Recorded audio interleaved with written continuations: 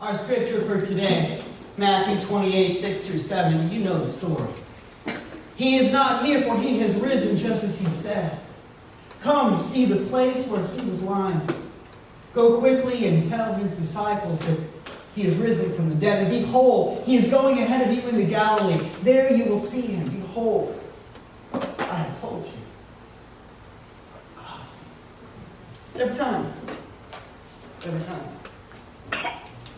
You know the story, I know the story, we tell the story. It's the story. Like I said, it's the Super Bowl of this. It is the center of this. It is the center of our life as Christians. It is the center of the story of our hero. It is what it's all about. You know the story. But I got to tell you that to get to that part of the story, some stuff has got to happen.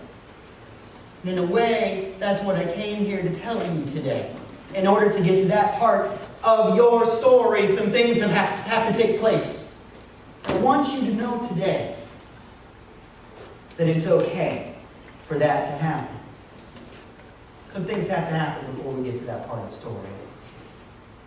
This week we have our men's group. We meet every week, and somebody asked a question in the men's group, and it's a good question, so I wanted to share it with you. The question was, why do we call Good Friday good? Good question. Good Friday, good question. Why do we call Good Friday good? I mean, think about it. You know what happens on Good Friday. Maybe it's air quotes, and we just don't know it because it's not in the Bible. And lo, he used air quotes. We don't know. But I mean, you know what goes on at that part of the story. So why do we call Good Friday good? It's certainly a question that you've thought about before. Maybe you had to explain it to a little kid.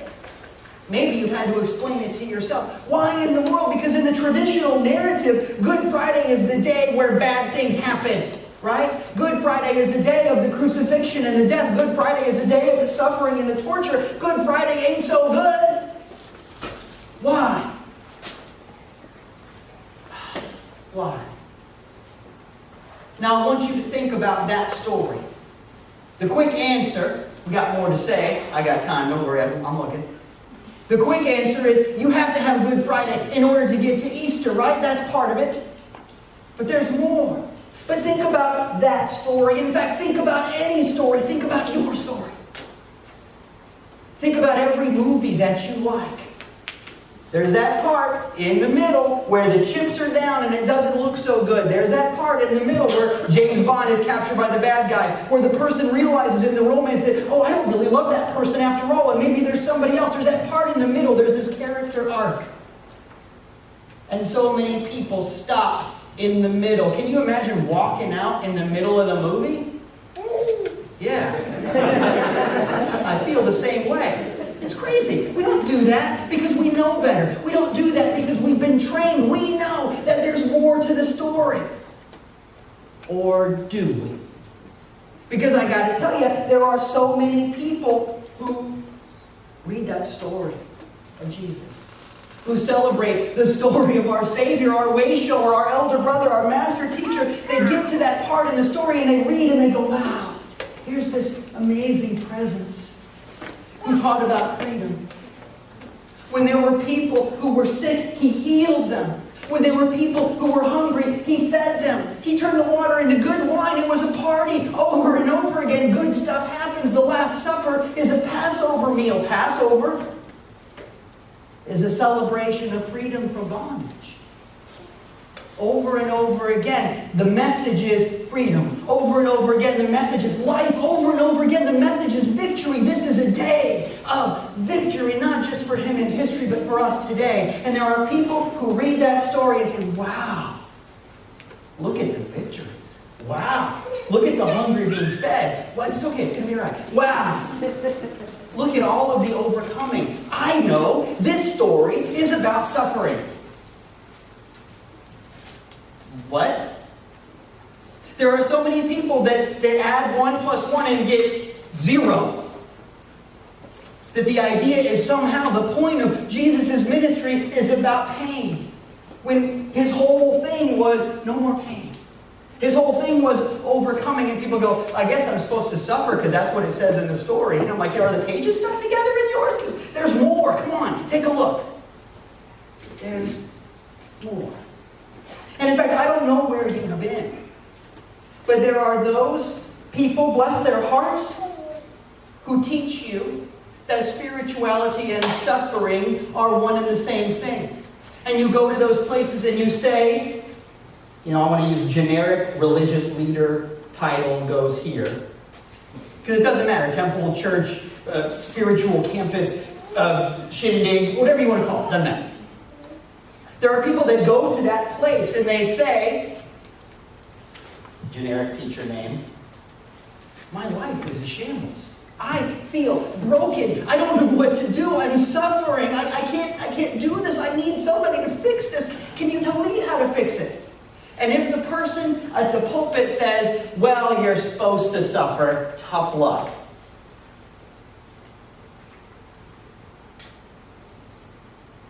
There are people who go, oh, okay, I guess I just should sit down and put money in the basket because that's the deal. Bless their hearts, but it feels like a cop-out to me. I'm sorry. I can't read that story and come out with suffering as the behavioral imperative. I think it does a disservice because the message is fix. The message is do. The message is live. This is a day of life and victory and getting over it. I think that teaching people that suffering is the point is a little bit of a cop-out because it means I don't have to answer the question. But there's another cop-out that happens sometimes too. The other cop-out is, oh, it's always supposed to be awesome. What's wrong with you? It's always supposed to be good. You're not supposed to suffer. You're not ever supposed to be sick or hurt or afraid. You're not ever supposed to grieve. If you have those things, you did something wrong. Can you imagine taking your car into the garage and saying, Mr. or Mrs. Mechanic, it's making a funny sound.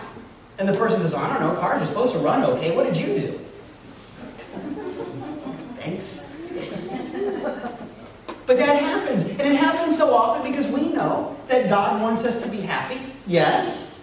But stuff happens. We grow through things. And I want you to know that that is okay. I've had people say to me that we teach happiness and good. And so sometimes when I'm not happy, I don't come to church because, I don't know, I feel like I did something wrong. Which is like not bringing your car in. It's like going to somebody and saying, you know what, I didn't go to the hospital because my arm was broken. How's that working for you? Oh, it's great, I can do this now.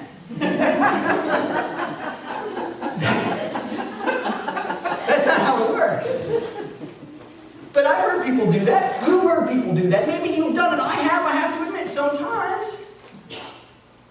But I want you to know on this day of all days, there is no shame in having grief as part of your story.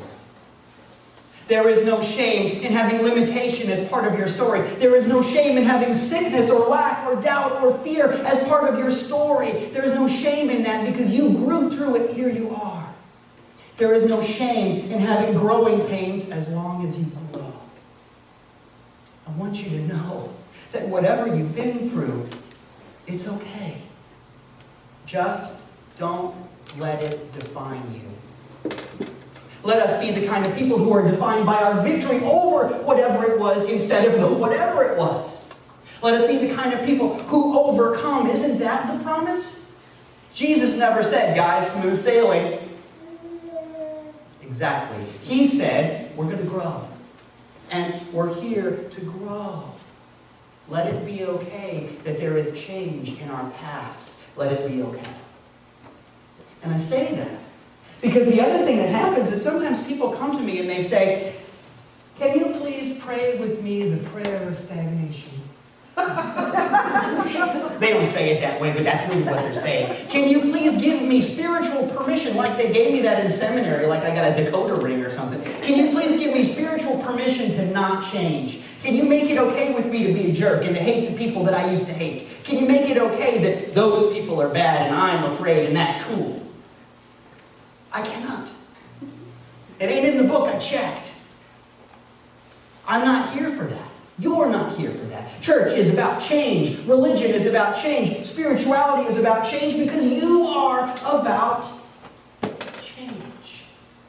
Let's do the math together.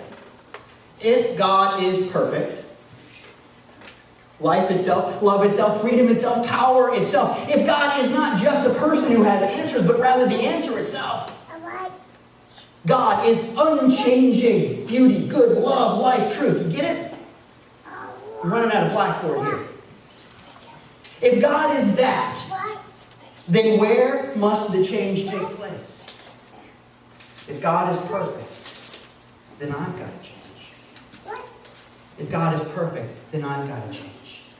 Let us be okay with that. So why is Good Friday good?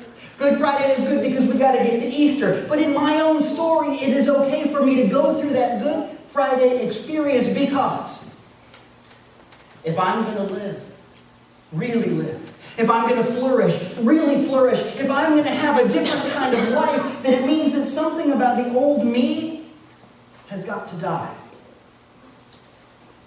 If I'm going to move on, it means I got to let go of some stuff.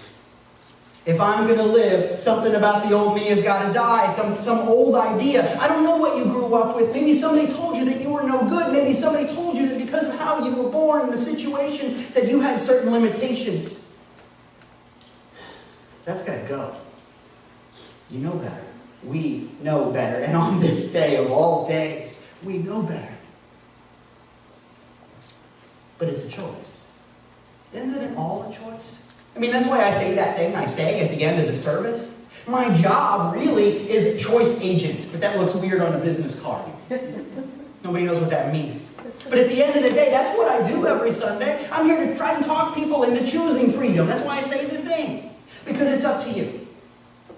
The mandate that Adam and Eve had, you shall name a thing, and that's what it will be for you. What you claim, what you ask for, you're going to get. That is our job description. That is our birthright. And so over and over again, sometimes unconsciously, by virtue of the things that we say, by the way that we carry ourselves, by the fears or the courage that we have, we're asking for stuff all the time. Every sentence, listen to this please, every sentence is us saying, okay God, here's what I want now. I said some things this morning in traffic. Every sentence is, God, this is what I want now. You have a choice about how that goes. Here's what you don't have a choice about. You're going to go through it, and you're going to grow through it. You don't have a choice about growth. You have a choice about what you grow through. You don't have a choice about growth. You're going to grow. But you have a choice about what you grow through. And so you say, God, you know what? I would like low self-esteem. And God says, okay, it's weird, but you're going to grow through that. You're going to have to figure that one out. Here you go. God, I would like emotional baggage and trust issues. Okay, I mean, we got a book you can read. There's different choices, but cool, all right. It's like those stories where they rub the genie's lamp and they wish for something. And if you know those stories, sometimes it doesn't go well because they wish for dumb things. Right? You know the stories. And the trick is to be careful what you wish for, right? You rub the genie's lamp and you get something and you're going to grow through it one way or the other, but you're going to grow. The trick is seeing that there's magic there. In fact, that's kind of the genie thing. That's kind of the moral of the story. You know, the phenomenal cosmic power, itty bitty living space. You've seen the movie. You know what I'm talking about? The message of the genie story is that in the face of all of this bigness, there is one little nugget of something powerful, and when you see it, you get over it. You get free. Did you know that the word genius comes from the same root as the word genie, and every genius you ever knew about is somebody who can look at life, look at the same situation that everybody else sees, and see potential, and see power. A genius is someone who can look at what's going on and look past the way things look and into something powerful. That's how this works. And so on Easter morning, I want you to look at your life. Take a minute. Because there are people in this room who are working through phenomenal challenges. Yeah, it makes me feel that way too sometimes. There are people in this room, people in this life, people in this world who are working through stuff. You're one of them, I'm one of them. There are things going on. But the secret to getting past it is in looking at it so intently that we see that little spark of magic somewhere. This is not about being optimistic.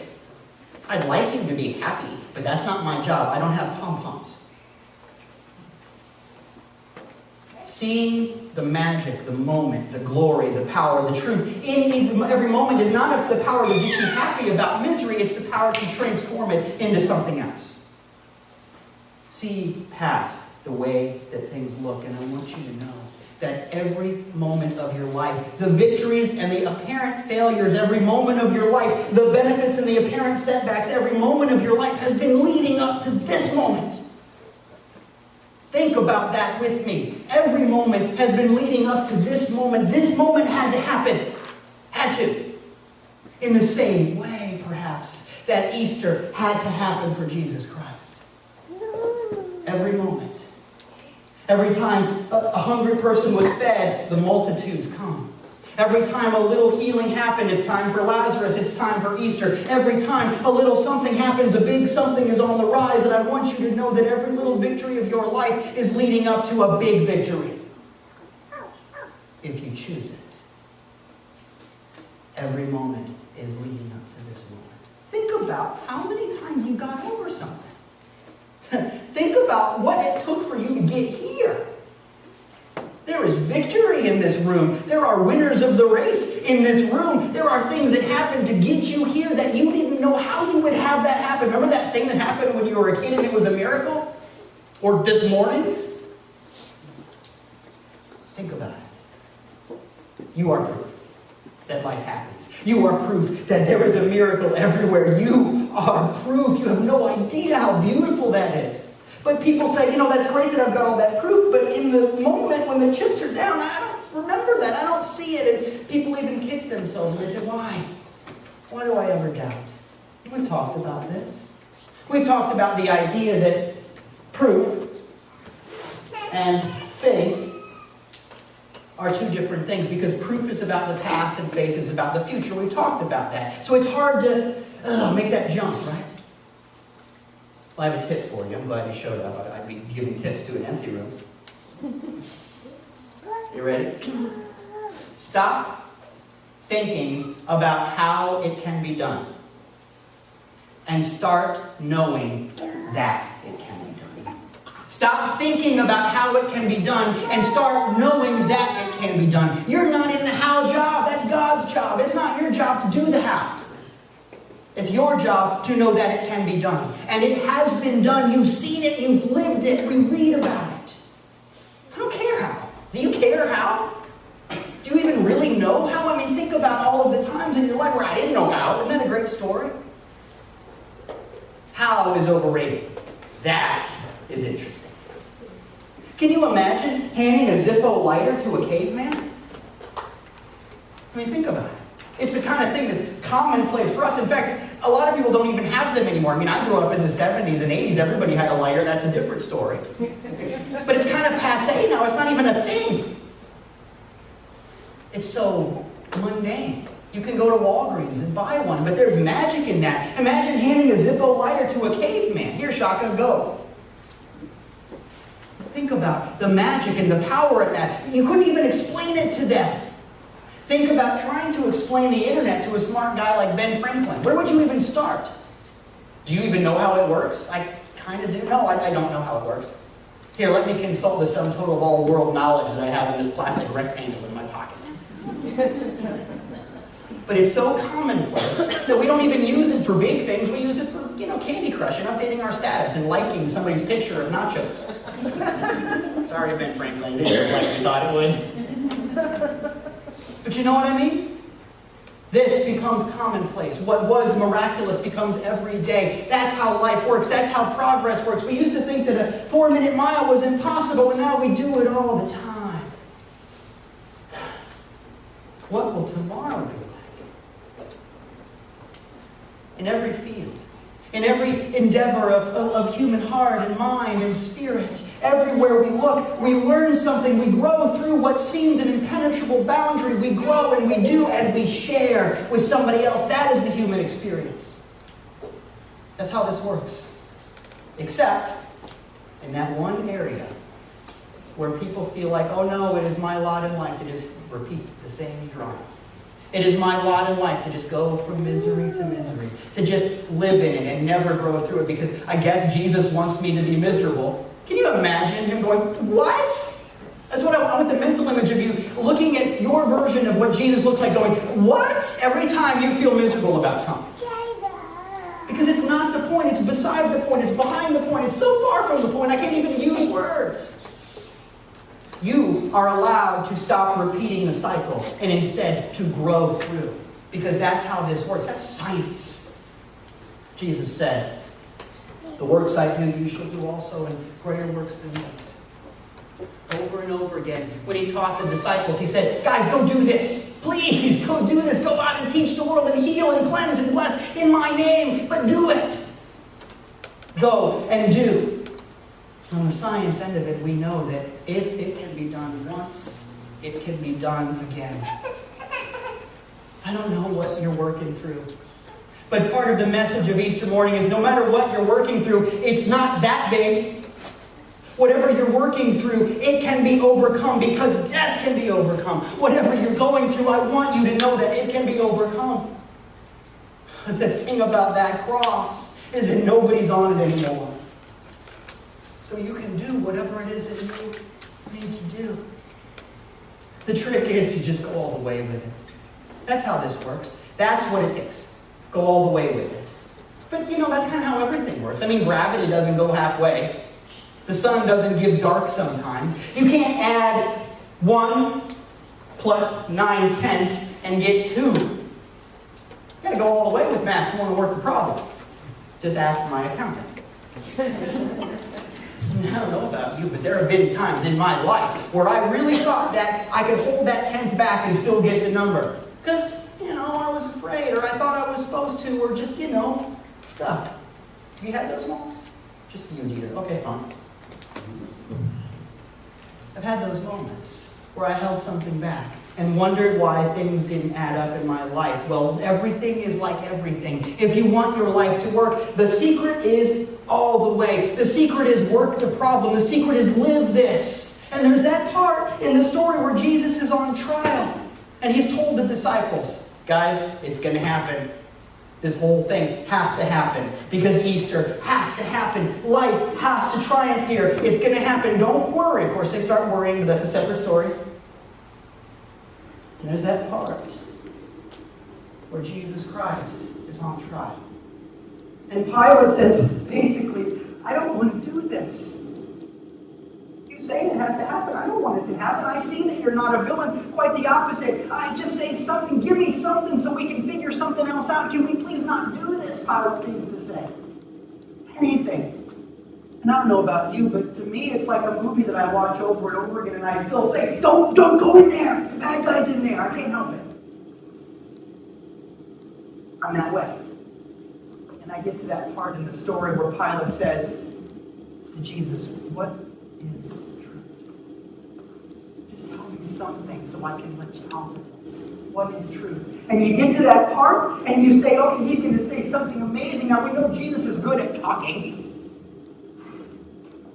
He's going to say something awesome here. And it's going to be like an 11th hour victory. It's not going to happen. The crucifixion is not going to happen. The death and the suffering is not going to happen. Yay, the hero. And then it says, and Jesus was silent. Oh, come on. I don't want this. You get the idea that Pilate didn't want it either. Why is that? Why was he silent? We know he can talk. Why was he silent? He was silent because Easter has to happen. Yes, we know that, and that's important. But that's not the only reason. What is truth? I can't answer that question. You know why? Because truth is more than what you say. What is truth? I can't say it. You're the truth. What is this life? What does love look like? I can't tell you. You're what love looks like. How does this work? We have to get to a place where we stop talking about it and we start living it. That's the thing. And the mission and the ministry and the unique gift of Christianity that Jesus brings to the table is all the way. How many times we forgive? 70 times 7 until there's nothing to forgive anymore. When someone asks for your cloak, give them your coat too. Do not hold back That's what Jesus brings to the table. And that is all it takes to get over whatever it is that we're getting over. Just step out on it. 1 + 1, not 1 + 9/10. Step into it and watch what happens when you just go all the way with it. That's it. The story of Jesus Christ is a story of overcoming. A story of victory over suffering. A story of triumph over death itself. A story of challenging authorities and standing up for radical love and outrageous mercy at every turn. The story of Jesus Christ is a story of no holds barred. This is me. This is love. This is what God looks like. And you can take whatever you want from that story.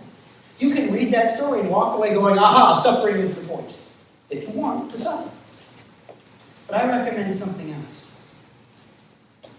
What will you learn from that story? Yes, he died on Good Friday. But he's not dead now. Yes, they put him on the cross, but he's not there now. Jesus is off of that cross. That stone has been rolled away. The miracle happened. It can happen for you. Whatever you're working on, it has already been overcome. You don't have to live in that place anymore. He lives. It's time for you to live too. It's time for you to be free. Because after all, freedom is a choice. Thank you very much.